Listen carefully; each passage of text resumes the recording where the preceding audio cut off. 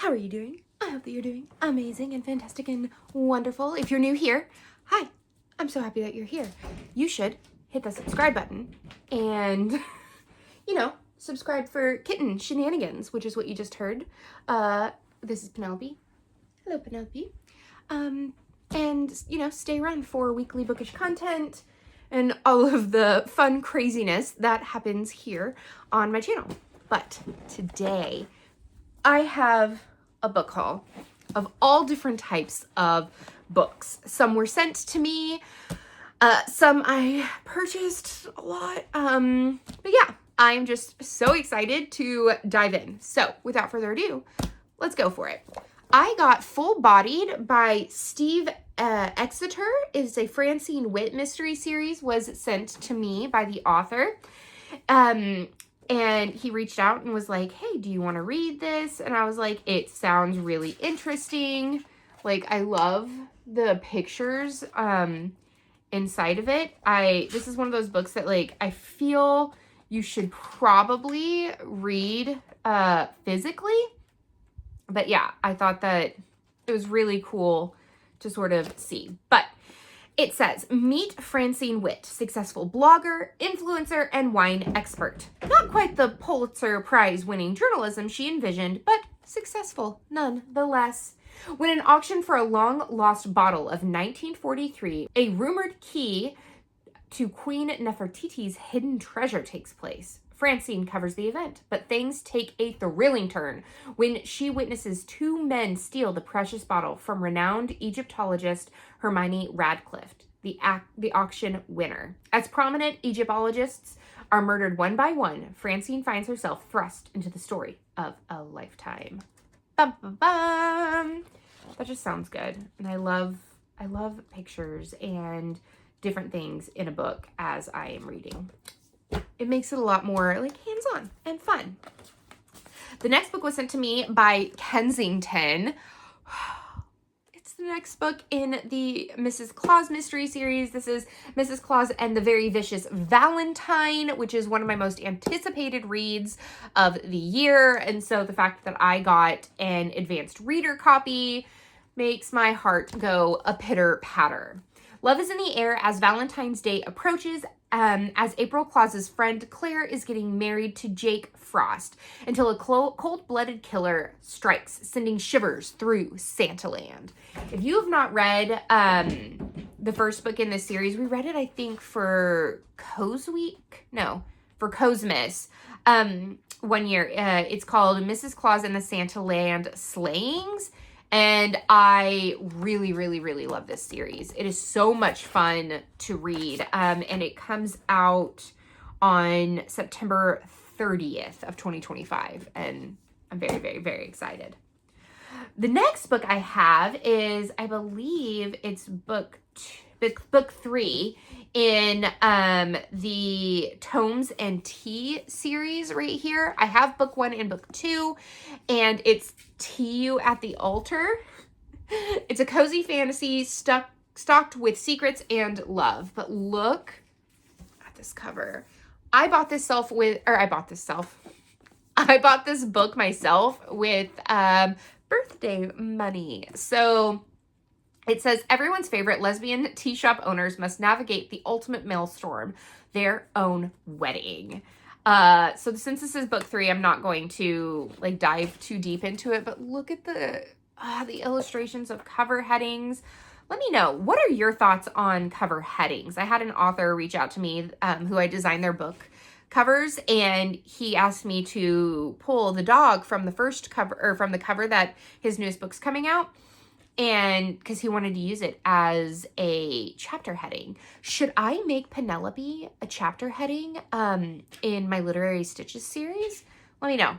I really love chapter heading images, and I never thought to put it in my own. So there's that. I am so excited about the last book. I think this is the last book in the Secret Book series. Yeah, in the gripping conclusion of the Secret Bookcase mystery series. This is A Body at the Book Fair by Ellie Alexander. There are a total of 5 books, I believe, in this series. Let me see. 1, 2, 3, 4, 5, 6. 6 books in this series, and I am obsessed with every single one of the characters in this book. Life is good for Annie, the main character. She's found healing at the secret bookcase, her beloved Agatha Christie-inspired bookstore in the cozy town of Redwood Grove. She is on the brink of launching her very own detective agency, but she's still haunted by one unsolved case, the murder of her best friend Scarlett from 10 years ago. And I can't wait to, like, the audiobook just came out, and so I'm going to dive into the audiobook after I finish the book that I'm currently reading, but I'm so excited. I love it. I love it. Speaking of favorite authors and favorite people, Kensington sent me the tattered cover. Look at that. This is an advanced reader copy of Ellery Adams' newest book in the Secret Book and Scone Society series, and I love the Secret Book and Scone series. I have read, I think I'm only like behind by maybe 1 or 2, and it's gonna be so good. It says, as the residents of Miracle Springs, North Carolina prep for a night of tricks or treats, it's freaking Halloween themed. It comes out October 28th. That is the perfect timing. Perfect timing. Nora joins the holiday festivities and hosts a medium memoirist, I don't know how to say that word, Laura Lutz, at her bookstore.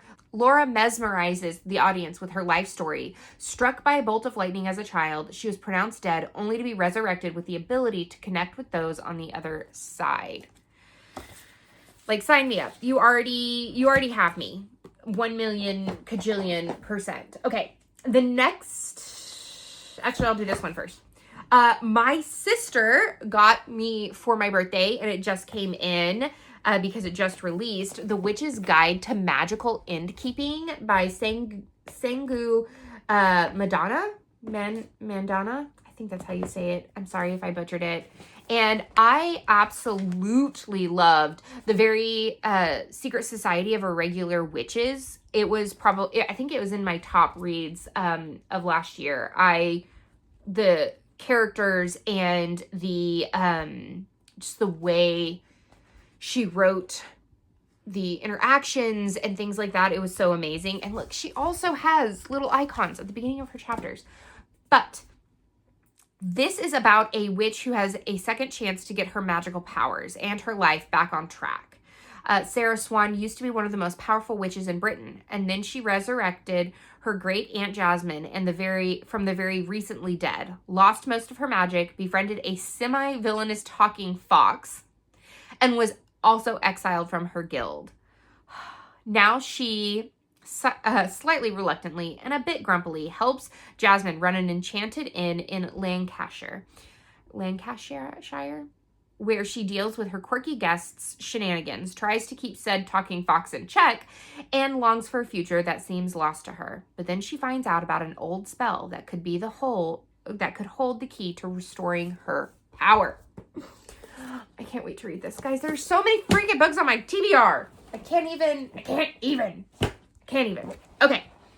These next 5 books are actually authors from Oklahoma. So a couple of weeks, or like at the beginning of July, I was asked to be a part of a OIO Lit, which was an Oklahoma indie sort of like event for authors. There were 11 of us there, and that wrote from many different genres.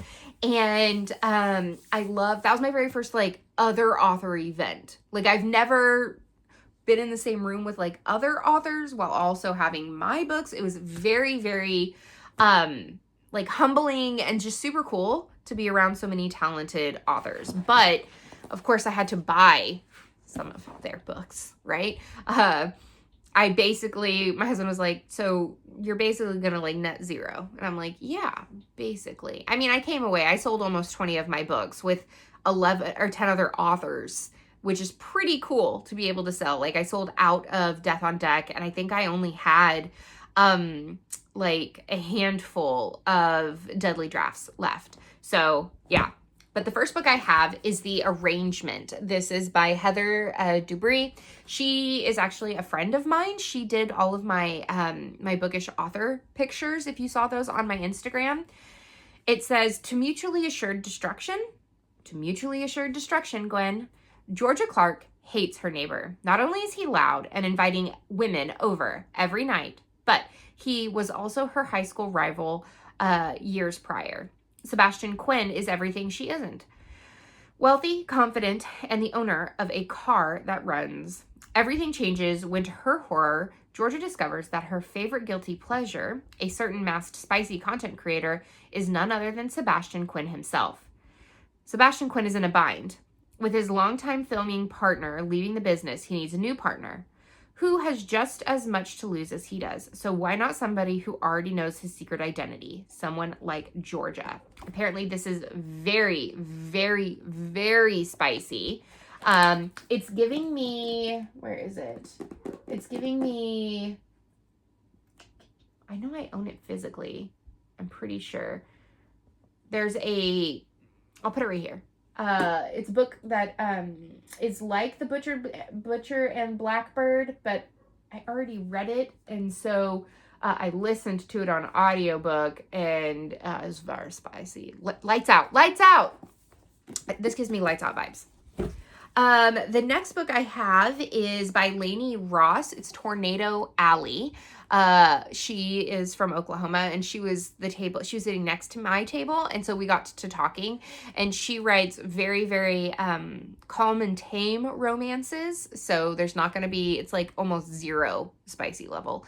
But Allie had everything in life: a good job and some land with a little house on it, a flock of chickens, and one very spoiled cat. What more could she ask for? Everything was almost perfect. She just wished she had someone to share it all with, someone that wasn't a pretentious cowboy.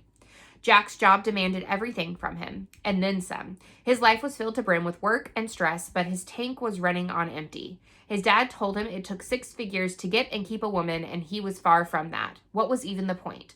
Life as he knew it seemed so impossible. So when a storm strikes in the night, Jack is forced off the road to find protection in Allie's storm shelter. But when the tornado passes, things don't go as planned. Bum, bum, bum, bum. And also, chapter headings.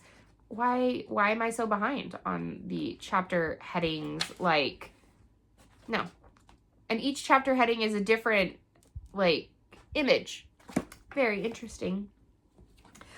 The next book I have is by Jess McCutchen, and it's called A Mean Piece of Water. And she was actually a teacher at the district that I work for. And so it says, Danny, a Lake merfolk, and Kyle, a Lake local, would do anything to save their families, their homes, their neighbors, and especially each other and their pets. They both really love their pets. So when a threat to their entire world forces them to take action, there's no question about whether the two of them will meet the challenge. In the follow-up to her debut novel, Jess McCutchen returns with another humorous cast of queer characters whose lives have a touch of fantasy in them.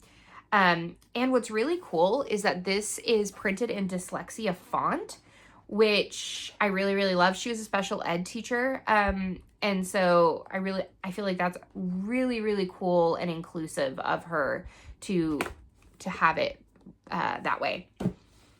Another book I got, this is a Cinderella retelling. It's Stroke of Midnight by Kay Webster, and she had a lot of very, very, very spicy books. So if you like really spicy books, you go check her out. Money can buy anything and anyone. As the head of the Constantine family, I'm used to people bowing to my will. Cruel, rigid, unyielding. I'm all those things. When I discovered the one woman who doesn't wither under my gaze, but instead smiles right back at me, I'm intrigued. Ash Elliott needs cash, and I make her trade in crudeness and degradation for it. I crave her tears, her moans, I pay for each one, and every time she comes back for more.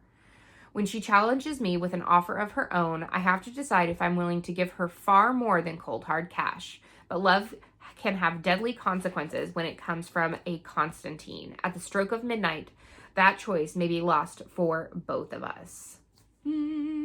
So there's that. And then there's another really sweet rom-com. This is the first in the Freedom Valley series here by Erin Branscom. She was so sweet. I absolutely loved chatting with her. She even gave me like bookish stickers of the characters in this series, but she has, it looks like 6. They are so freaking cute. I love it. But this is called Falling in Love.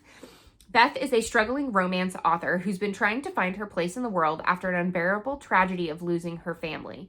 Unable to find peace in it other than in her writing, she ends up stranded by the side of the road in Freedom Valley, New Hampshire, where a strikingly hot, green-eyed, bearded, flannel-wearing innkeeper rescues her. I mean, yeah. Evan, a former Marine who took over his family's inn after a sudden loss of his father, is struggling to keep afloat. Running out of money, Beth agrees to help Evan run the inn in exchange for room and board, but she has no intention of staying too long and letting her guard down or anyone into her heart. But there's something about Beth that makes Evan believe he can be the man to give her the love that she deserves. The more emotional walls Beth tries to put up, the harder Evan works to tear them down, using everything he can, including a pair of puppies he finds abandoned by the side of a road, to make her want to stay. Will Evan be able to convince Beth to take the second chance of love? And again, it has chapter headings. This is like telling me that I have to do chapter headings, guys. I feel that in my bones.